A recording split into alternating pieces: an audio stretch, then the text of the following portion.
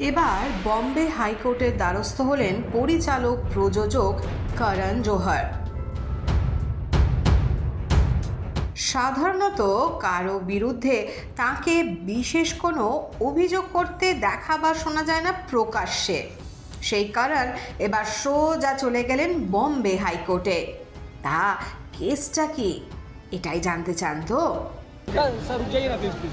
करण sir एक minute, thank you centre sir एक minute sir sir sir यहाँ से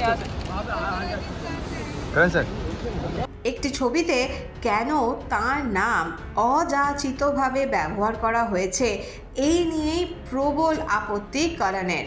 তার একটাই দাবি, ছবির নামের থেকে তার নাম যেন অবিলম্বে সরিয়ে দেওয়া হয়।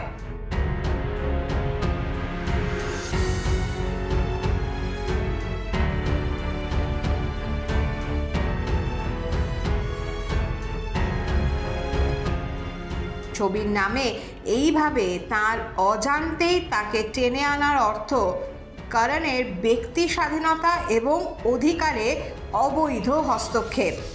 ছবির নাম শাদি কে ডিরেক্টর করণ और জোহর। এদিকে ছবিটির মুক্তির তারিখ 14ই জুন। তাই তড়িঘড়ি আজ 13ই জুন বম্বে হাইকোর্টের বিচারপতি আর.আই. ছাগলার বেঞ্চের সামনে রয়েছে শুনানি।